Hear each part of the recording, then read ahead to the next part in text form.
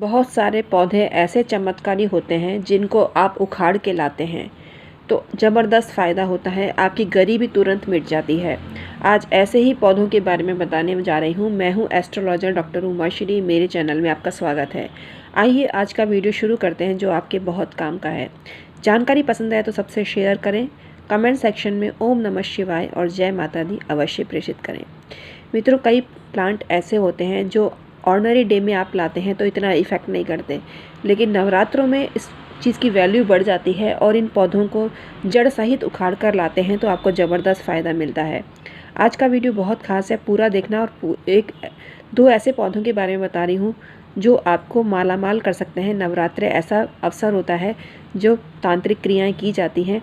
तांत्रिक क्रियाएँ नहीं भी करें तो ऐसे उपाय किए जाते हैं जो चमत्कारिक रूप से लाभ देते हैं। माता रानी का ऐसा प्रताप होता है क्योंकि पॉजिटिव स्पिरिट होती है हर जगह, सकारात्मक माहौल होता है, लेकिन नकारात्मक एनर्जी भी होती है। पितृपक्ष में भी नकारात्मक एनर्जी होती है और नवरात्रों में भी बहुत नकारात्मक एनर्जी होती है, लेकिन सकारात्मक भी एनर्जी भी होती है और हमारा काम है सकारात्मक एनर्जी के बारे में आपको जानकारी देना। तो आइए आज का वीडियो शुरू करते हैं।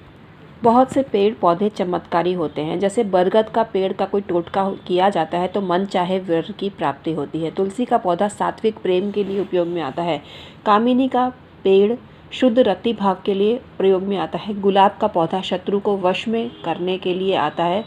जामुन का पेड़ शत्रु नाश के लिए प्रयोग में आ जाता है और बबूल का पेड़ शत्रु का समूल नाश करने के लिए काम में आता है। और केले का पेड़ प्रणय क्रीड़ा और भोग के लिए काम में आता है। ये तो नॉर्मल जानकारी हमने आपको दी, लेकिन विशिष्ट जानकारी हम आपको देने वाले हैं और बने रहिए चैनल में अंत तक। पहला जो प्लांट है वो गुड़हल का प्लांट है। गुड़हल के फूल का माता रानी के दरबार में बहुत महत्व है। माता रानी को गुड़हल का फूल आप चढ़ाते हैं तो ज़बरदस्त आपको फ़ायदा मिलता है। गुड़हल का नित्य पुष्प नवरात्रों में माता रानी को अर्पित करते हैं तो चमत्कारिक रूप से आपको लाभ होता है। शत्रु बाधा के निवारण के लिए भी ये पुष्प काम आता है।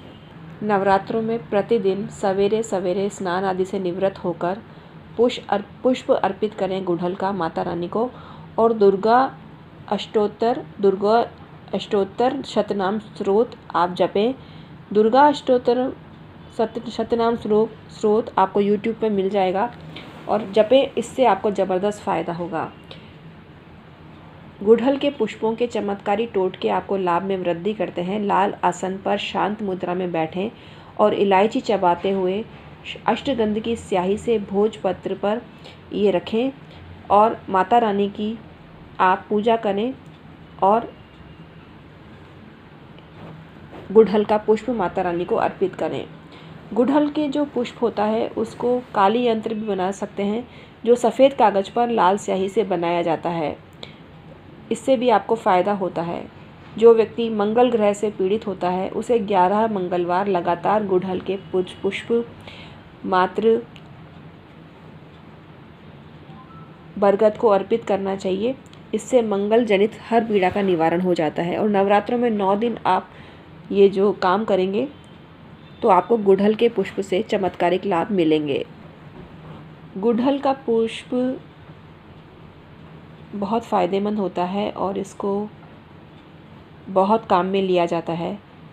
बेसिकली एक सदाबहार झाड़ी है, इससे बहुत फ़ायदा होता है। इसके पुष्पों में कैल्शियम, फास्फोरस, लोहा, विटामिन सी और राइबोफ्लेविन होता है। तो गुड़हल के पुष्प के टोटके से आपको लाभ मिल सकता है, हमने आपको बताया। अब बात करते हैं सहदेवी की। सहदेवी की बहुत मान्यता है और नवरात्रों में इसका प्रयोग करके आप बहुत फ़ायदा उठा सकते हैं।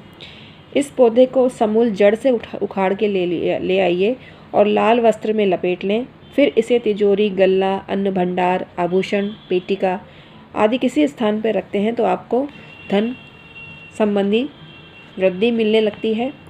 और यहाँ वृद्धि से तात्पर्य यह नहीं है कि वो वस्तु बढ़ने लग जाएगी, बल्कि आपको धन संपत्ति प्राप्त करने के योग बन जाते हैं। सम्मान अगर आपको प्राप्त करना है, नवरात्रों में सहदेवी का समूचा पौधा उखाड़ लाएं और इसके 5 अंग सुखाकर, मतलब पौधे के पंचांग जिसको बोलते हैं, उसको सुखाकर चूर्ण बना लें और थोड़ा सा चूर्ण अपने माथे पर तिलक की भांति लगाएं।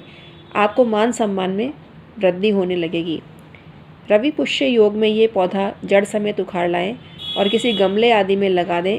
इसका प्रतिदिन दर्शन और पूजन करने से आपको ईश्वर का आशीर्वाद प्राप्त होता है। यदि कोई व्यक्ति स्त्री प्रसव वेदना से व्याकुल हो रही हो तो सहदेवी की जड़ को लाल धागे के सहारे बांधकर स्त्री की कमर में बांध देने से पीड़ा दूर होती है।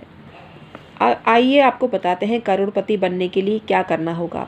सहदेवी का पूरा पौधा उखाड़कर घर ले आएं, फिर उसे स्नान कराकर शुद्ध आसन पर रखें, धूप दीप से पूजा करें और ये मंत्र 21 बार जपें जो हम आपको बताने वाले हैं। आपको बोलना है ओम नमो रूपावती सर्वप्रोतेति श्री सर्वजन रंजनी सर्वलोक वशकरणी सर्व सुख रंजनी महामाइल घोल थी कुरु कुरु स्वाहा। ये ध्यान रखने की बात है कि प्रातःकाल पौधे के पास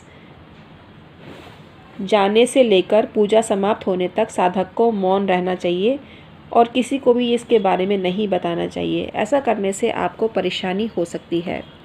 तो कोई भी काम करें मौन रहकर करें, बाद में बता दें, इससे कोई नुकसान नहीं होता, लेकिन पहले नहीं बताना चाहिए। कोई भी काम किसी को बता के करते हैं उसमें विघ्न बाधाएं आती हैं, ये तो आप जानते ही हैं।